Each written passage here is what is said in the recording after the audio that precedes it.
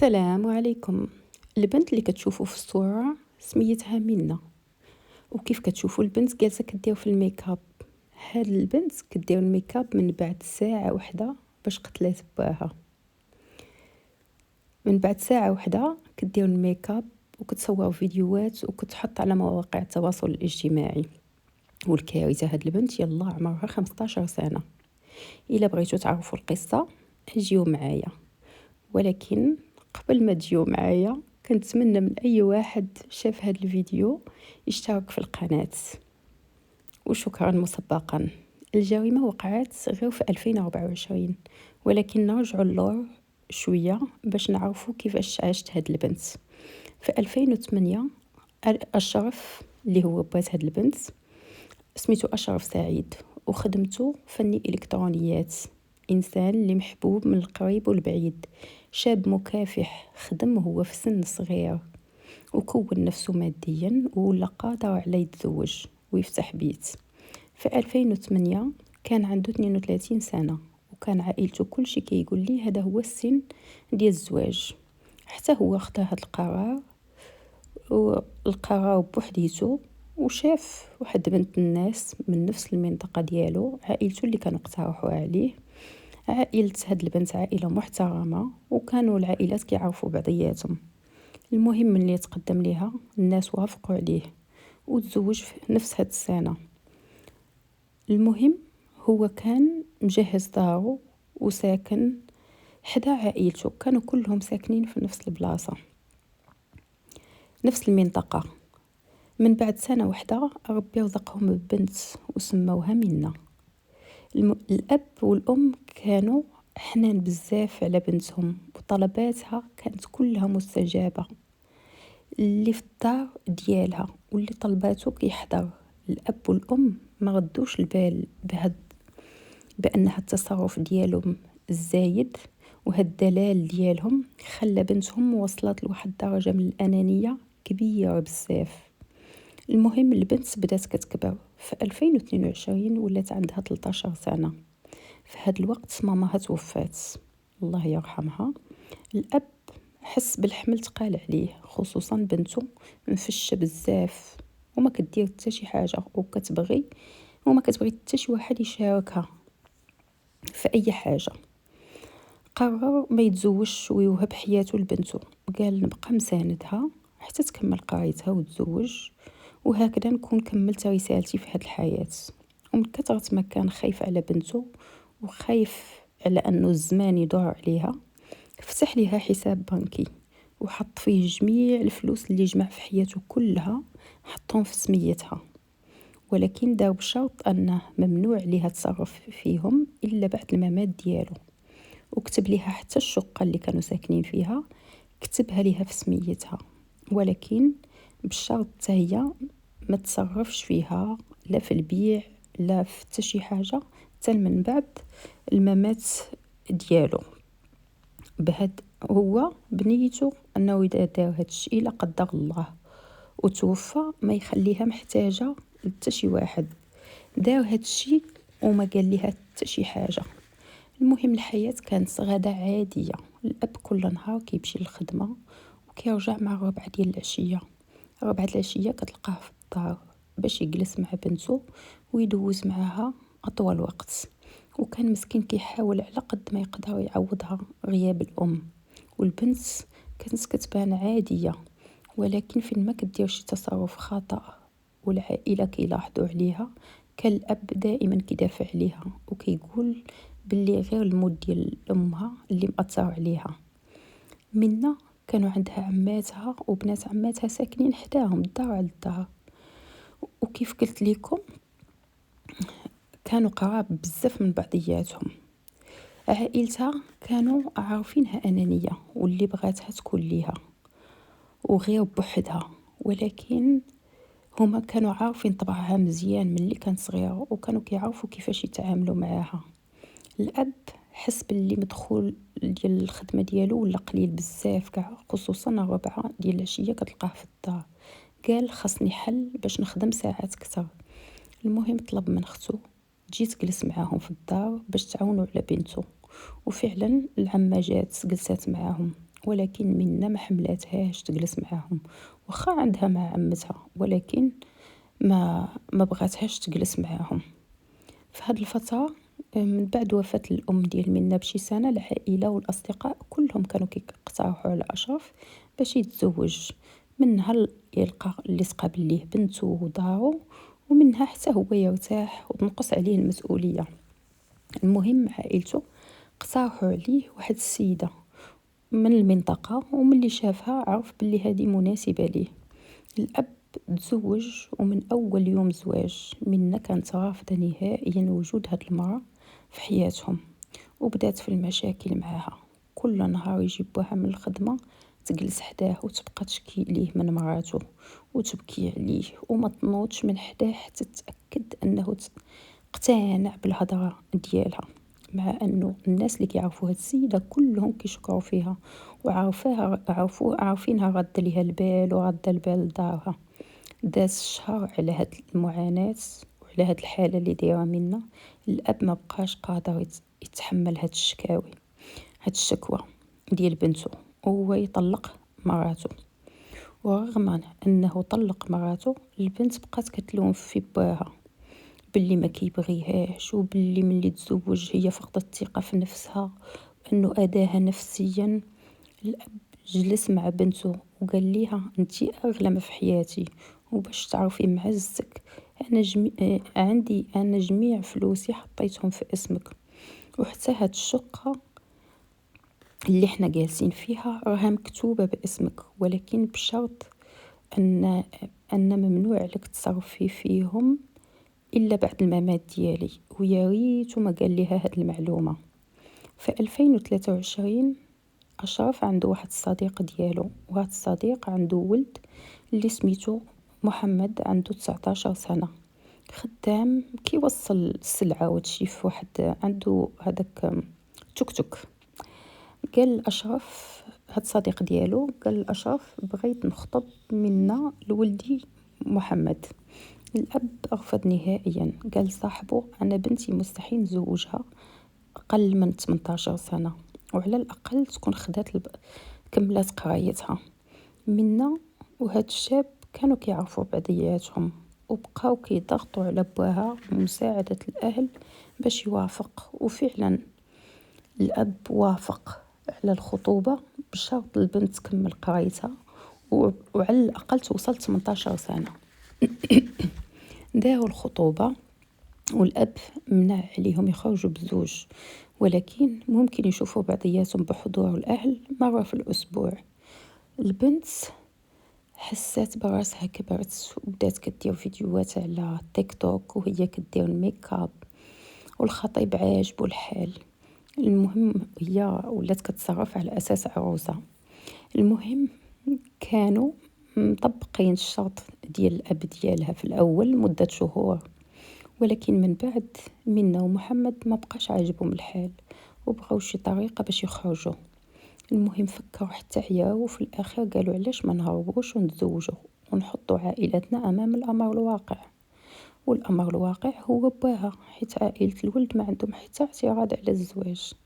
البنت وافقات في الحال على الفكرة، ولكن محمد قال لها علاش ما نهضرش مع باك مرة أخرى على الزواج بلا ما نهربوا. وفعلا مشى لعندو، وكانت علاقته مزيانة بباها.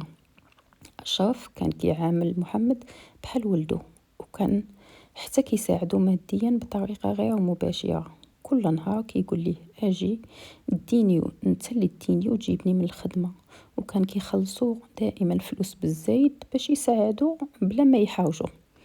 المهم من بعد ما محمد هدر مع أشرف على الزواج، الأب رفض نهائيا وقال لي حنا اتفقنا والكلمة دازت. البنت في هاد اللحظة بدات كتفكر إلا هربات وتزوجات ممكن كل شي يضيع منها، ممكن باها يحيد هاد الوصية، يعني الفلوس يضيعوا والشقة حتى هي تضيع. لذلك خاصها شي خطة ثانية اللي تضمن فيها الفلوس ديال باها والشقة، وفي نفس الوقت تزوج من محمد. في هذه اللحظة اتصل بها محمد وقال لها باللي هدرت مع باك وباللي رفض تماما نتزوجوا دابا. حتى تكملي قرايتك. قالت ليه صافي انا عندي خطة بديلة، وبلا ما نتزوجوا ونحطوه تحت الامر الواقع. المهم عودات ليه اشنو كاتب ليها باها، وقالت ليه ضروري خصنا نتخلصوا من بابا، ومن بعد سنة كل شي غيكون على اسمي، وديك الساعة نتزوجوا. محمد عجباتو الفكرة، قال اشنو نقتل نسيبي وغناخد بنتو وفلوسو وشقتو وصافي، ها هو ضمن المستقبل ديالو. اتفقوا على موعد تنفيذ، وفي 2024 كان عمر البنت يلاه بقى قريب تكمل 16 سنة، وهو كان عمره ديك الساعة 20 سنة. المهم رسموا الخطة وكيفاش غيقتلوه وكيفاش غيتخلصوا من الجثة، وحتى اشنو غادي يديروا من بعد سنة. صراحة هاد الشي صعيب على عقل البشري باش يتقبلو، يعني هادو في هاد السن وشوفوا هاد الافكار الشيطانية. يوم الجريمة محمد اتصل بأشرف، قال ليه غنتعطل عليك شوية حيت غادي عندي واحد العطب في هداك التوك توك. قال ليه اشرف، قال اشرف اجي عندي الكراج نصايبو التوك توك ومن تما نوصلك لخدمتك. المهم اشرف على نيته مشى لعندو. بنته ما حركت حتى ساكن، كتشوف باها خارج من الدار وعارفه بلي هذه اخر مره غادا تشوفو فيها، وما قالت حتى شي حاجه. المهم الاب غير وصل للكراج، محمد كان موجد واحد الحديده. الاب كيف ما دخل ضربو على راسو، في لحظه طاح على الارض وغيب. محمد خدا واحد السكين اللي كان جايبو معاه وبقى كيطعن فيه حتى تاكد 100% انه مات. من بعدها اتصل بمنة وقال لها صافي راني قتلته. البنت بدات كتقلب على الفلوس اللي كان جمع ليها باها باش يشري ليها الدهاز ديالها. هزت هذوك الفلوس لقاتهم، وهزت واحد المانطا معاها، وهاد المانطا اللي هي غتكون السبب في الكشف على شكون المجرم. ومشات للكراج وتاكدت بلي باها مات، شافته وتاكدت بلي راه مات. المهم غطوه بهذيك المانطا بعد ما ربطوا ليه يديه ورجليه مع بعضياتهم، وخلاو الجثه في الكراج. ومن تما مشات عند عماتها، جمعات معاهم وتحتات معاهم مع عماتها وبنات عماتها. من بعد بدات كتصور فيديوهات وهي كدير الميك اب باش تحطهم على السوشيال ميديا. البنت كانت عاديه، ما لاحظوا عليها حتى حاجه، بالعكس كانت فرحانه بزاف، لدرجه قالت لعمتها ما كرهتش، وهذا اعتراف ديال عمتها اللي كاين في اليوتيوب. قالت لها ما كرهتش ننزل نشري شي طرطه حيت حاسه بلي اليوم اسعد يوم في حياتي. المهم من بعد ساعه اتصل بها محمد وقال لها طمني راني صافي تخلصت من الجثه، رميتها في واحد الترعه بعيده شويه ولكن في نفس المنطقه. ما عرفتش انا الترعه يمكن بحال البحيره ولا شنو، بحال البحيره كيقولوا ليها هما الترعه. اللي عارف المصطلح ديال الترعه شنو كيعني بالضبط يكتب لي في الكومونتيرات. منا كانت عطات الفلوس اللي خدات لباها اللي كان ناوي يجهزها بيهم، عطاتهم لمحمد باش يصرف منهم الا احتاج شي حاجه. المهم البنت هازه ليه الهم. وصلت العشيه، اشرف تعطل بزاف وخواتاتو قلقوا عليه، خصوصا ملي كيتصلوا التليفون طافي. سولوا بنتو قالت لهم راه اتصل بيا وقال لي من بعد الخدمه غنمشي عند واحد السيد يصلح لي التلفزيون، وانتي سيري جلسي عند عماتك حتى نجي. وفعلا صدقوها. الوقت كيدوز واشرف ما جاش وتليفونه طافي. خواتاتو نزلوا كيقلبوا عليه، ومنا اتصلت بمحمد قالت ليه اجي حتى انت قلب معاهم باش حتى واحد ما يشك فيك. المهم وصل اخر الليل اشرف ما جاش. منا داتها عمتها للدار باش تبقى معاها حتى يجيبوها، ولكن العمه شافت باللي الدار مقلوبه حيت خلات الدنيا مربشه الوقت اللي كانت كتقلب على الفلوس. سولاتها عمتها علاش الدار بحال هكا، ولكن منا ما عطاتها الجواب، دارت راسها مقلقه على باها. ثاني يوم الصباح عائله اشرف جاهم تليفون باللي لقاو جثة في الترعة، ويمكن تكون هاد الجثة جثة ولدهم. وفعلا العائلة مشاو كيجريو الموقع، لقاو رجال الأمن طلعوا هذيك الجثة وواقفين حداها. الجثة كانت ملفوفة بمانطة ومربوطة بحبل، وما كانش كيبين اشنو اللي لداخل هاد المانطة، ولكن أهل أشرف غير شافوا المانطة عرفوها وقالوا لرجال الأمن هادي راها المانطة اللي هذا نفس النوع ديال المانطات اللي كاينين في دار خويا. وفعلا غير حلوا المانطة شافوا أشرف. أهل المنطقة كلهم كانوا مصدومين، شكون قتل هذا الرجل الطيب وكتفو ورماه؟ شكون هذا الجاحد؟ رجال الأمن مشاو لدار أشرف وفعلا لقاو نفس المانطة كاينين عنده منها بزاف في الدار.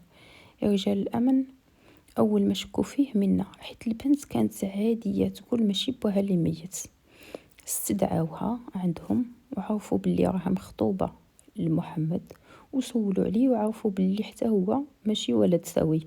استدعوه حتى هو وخداو تليفوناتهم، رجعوا لي ميساج اللي كانوا ممسوحين، وفعلا لقاو جميع الميساجات بيناتهم من اول ما بداو يتفقوا على الخطة حتى الوقت اللي طمنها وقال لها باللي الجثة رميتها، وقال لها مسحي الميساجات كلهم. في التحقيقات محمد نكر باللي هو اللي قتل، وباللي هي اللي خطط لكل شيء وهي اللي نفذت، وهو غير ساعدها. ولكن تم إثبات التهمة عليه، وخلال المحاكمة القاضي حكم عليه بالإعدام مع سبق الإصرار والترصد، ووصفه بكلمات اللي فعلا كانت مزلزلة. والفيديوهات كاينين في اليوتيوب، الفيديو كاين في اليوتيوب. قال ليه بالحرف الواحد: اليوم لا رحمة لك وبك، عقابك كتب عليك في الدنيا، وأما عقاب الآخرة فعلمه عند الله العادل. عرضت مصاهرة المجني عليه بخطبتك لابنته لتجتاز قربه ومودته، لكنك بفعلتك قبحت مسعاك وتماديت في غيك وظلمك وطغيانك، وبيت النية وأقمت العزم على قتله ظلما وافتراء مع ابنته الحسن قاتلة أبيها، واستبحت ذلك ولم يرضعك وازع من ضمير أو دين، استؤمنت فخنت الأمانة. فعلا كلمات مؤثرة بزاف كاع. الله يرحم أشرف والله يصبر خواتاته وداويه والناس اللي كيعرفوه. واش غنقول لكم، قصة فعلا مؤثرة. والسلام عليكم، وإلى قصة قادمة بإذن الله. وما تنسوش تبارطاجيو الفيديو وتشاركوا في القناة، وشكرا. السلام عليكم.